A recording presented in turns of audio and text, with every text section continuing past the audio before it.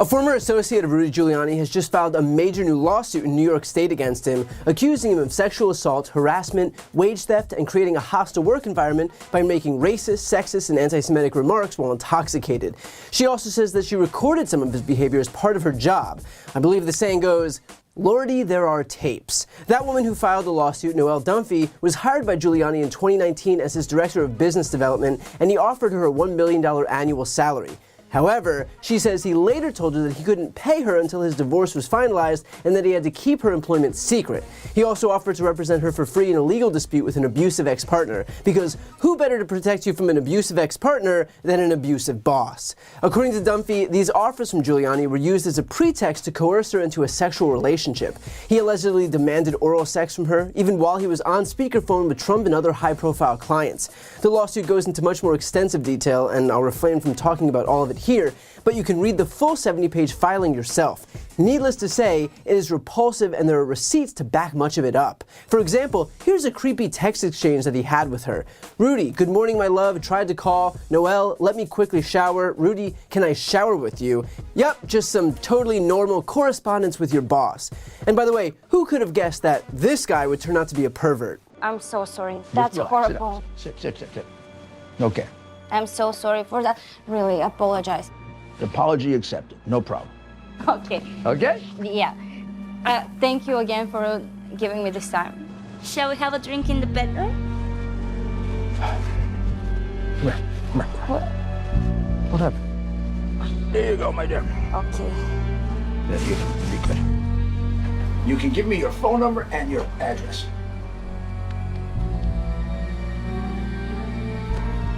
Should we slip your jacket? Okay.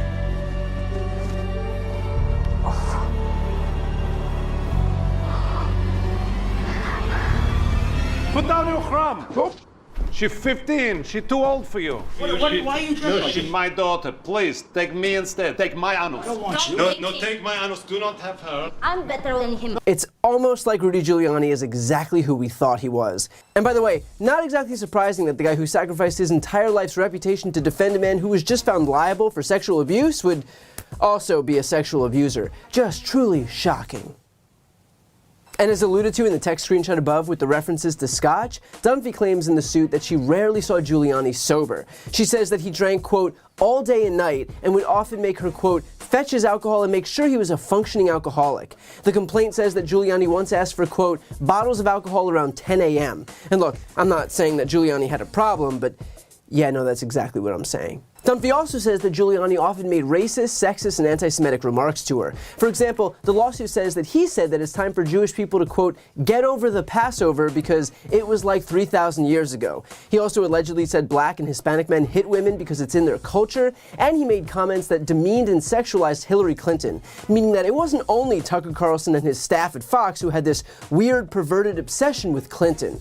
But the lawsuit doesn't only talk about the sexual assault allegations and harassment, as bad as those things were. There's also a lot of details about the inner workings of Trump's circle. For example, Dunphy says Giuliani bragged about being above the law, claiming he had immunity, and offered to sell a pardon to her and anyone else she knew for $2 million. He told her to keep it quiet because the government would find out if she went through normal channels, because who among us hasn't told the associate that we're currently sexually harassing and abusing to hide the super illegal thing that we're telling them we can do from the government that we currently work for? And then here's the kicker. The complaint says that in February 2019, Giuliani told Dunphy about Trump's plan if he were to lose the 2020 election.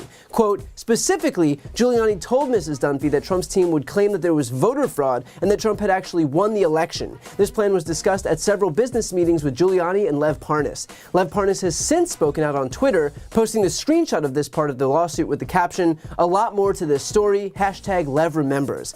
If that's true, we can expect to hear a lot more hopefully soon about just how deep these disgusting, abusive, and corrupt schemes go. And of course, all of this was about control. According to Dunphy, quote, during February of 2019, Giuliani's habit of calling her obsessively continued, including approximately 34 calls on February 1st, 2019, 19 calls on February 2nd, 44 calls on February 5th, 32 calls on February 6th, 28 calls on February 7th, 36 calls on February 11th, 50 calls on February 12th, 53 calls on February 13th, and 10 calls on February 14th, 2019. 10 calls on February 14th. So the next time you think your Valentine's Day was bad, Be thankful you didn't have the guy dripping hair coloring in a landscaping parking lot calling you a dozen times. Now, Giuliani is of course disputing and denying all of this, even though there's evidence in the filing with apparently recordings to come. He says he categorically denies all of the allegations of this frivolous complaint. But look, I think you're going to have a really hard time convincing Americans that this guy is not an alcoholic, shady, abusive, corrupt, creepy, dishonest whack job. This will be a very, very strong case. And I know you won't accept it because of your hateful biases, but let's see if you can try thinking rationally.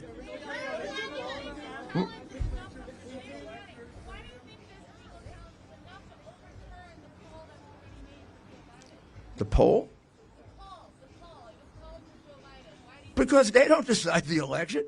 The call for Joe Biden is it? Who was it called by? Oh my goodness, all the networks. Wow! All the networks! We have to forget about the law. Judges don't count. All the networks thought Biden was going to win by 10%. Gee, what happened? Come on, don't be ridiculous. Networks don't get to decide elections. Courts do. And remember, Trump and Giuliani have been friends for a long time now, as evidenced by this video from 23 years ago.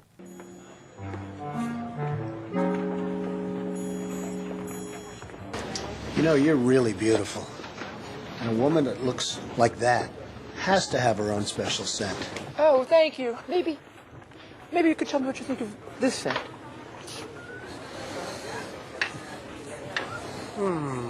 I like that. This may be the best of all.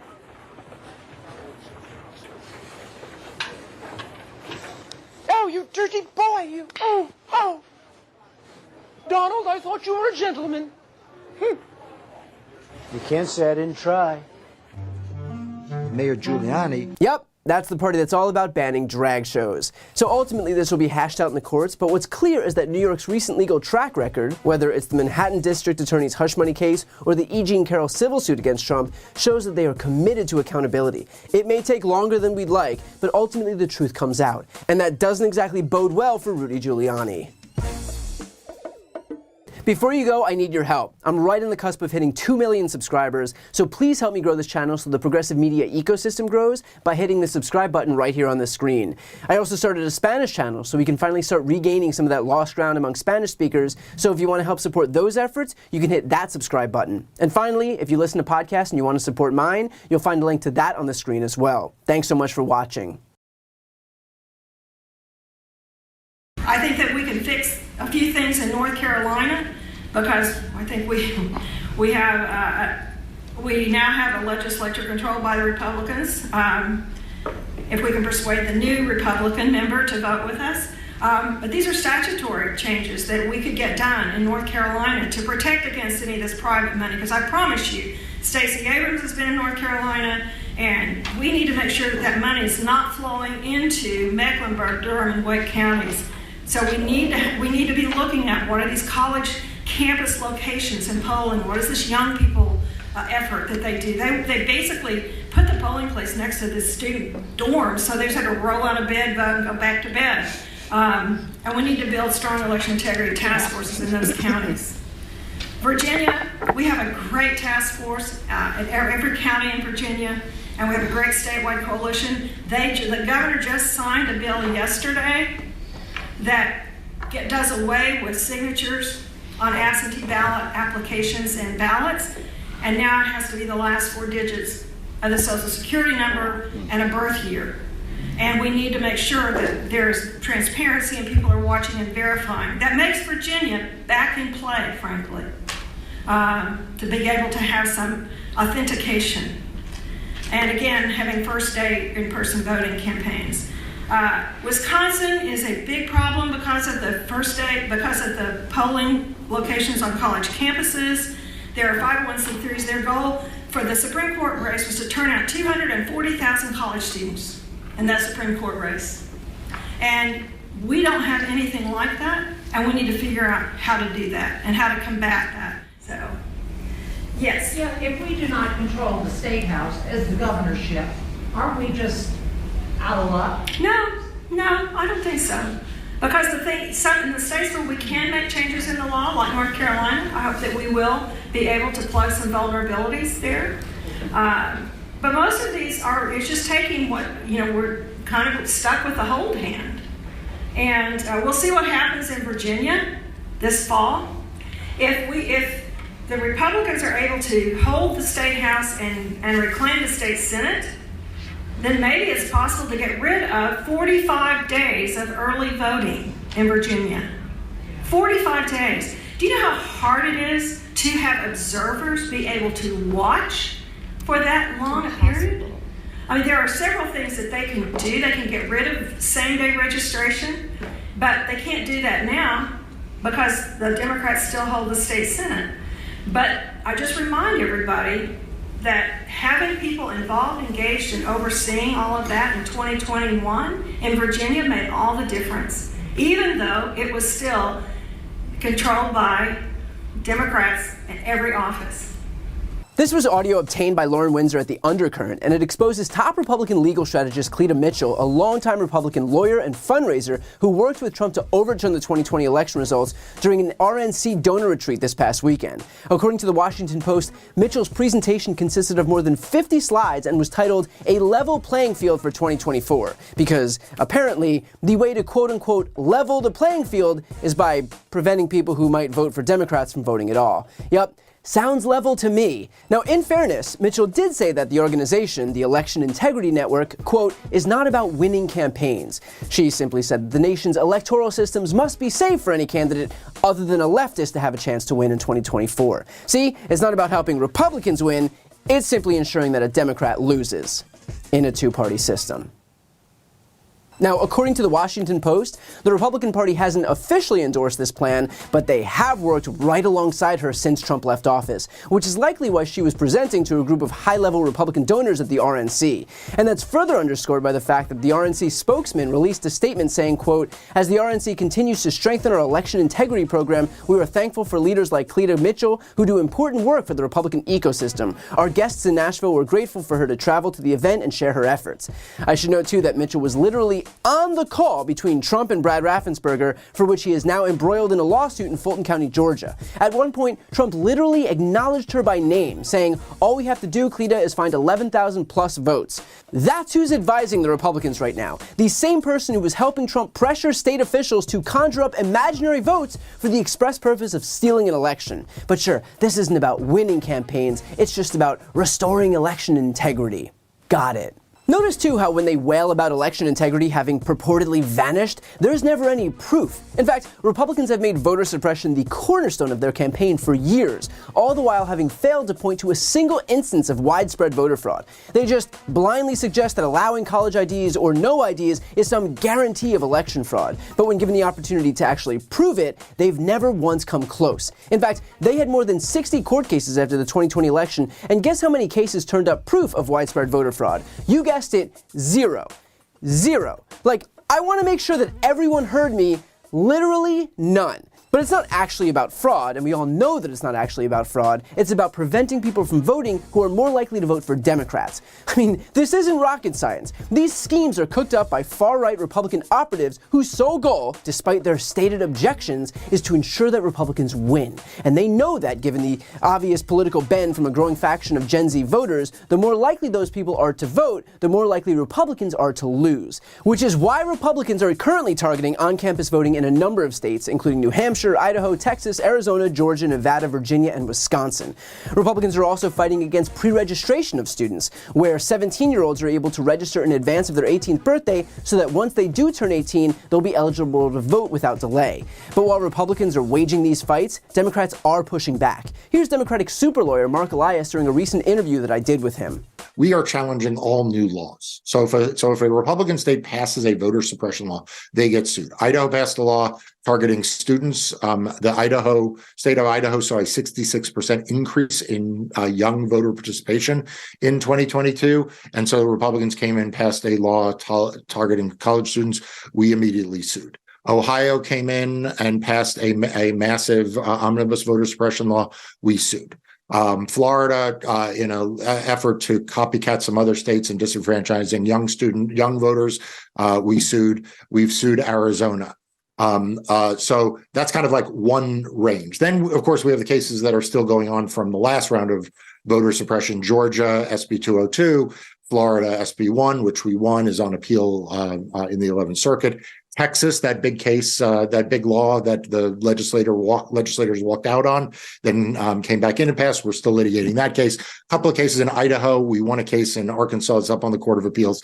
We are litigating Kansas. So those are kind of like the omnibus laws. Then there are a series of cases that we're litigating that are really aimed, they're more rifle shot. They're aimed at preventing sort of friction points that Republican legislatures put in place in order to make it harder for particular communities to vote, Black, brown, and young voters. And, those states range from Wisconsin to Arizona and the like. We are fighting Republican lawsuits. Republicans file a lot of litigation now to literally try to make voting harder. We're in Pennsylvania fighting Republicans. We're in Arizona fighting Republicans, in Wisconsin fighting Republicans, in North Carolina fighting Republicans. You can watch that full interview on the interviews playlist on my YouTube channel. But what's especially interesting about that is that these Republicans are going to all these lengths to prevent people from voting, as opposed to just, making their platform at least mildly palatable for people. Imagine knowing that your political agenda is so toxic, so unpopular, and your willingness to adapt so non-existent that your only move here is to just try and prevent massive swaths of the electorate from casting their ballot. That's how committed they are to tax cuts for millionaires and billionaires, and pretending climate change doesn't exist, and coddling fossil fuel companies, and kowtowing to the gun lobby. The GOP is a party of extremists, and they cannot divorce themselves from their draconian policy because the only thing that party stands for is their draconian policy.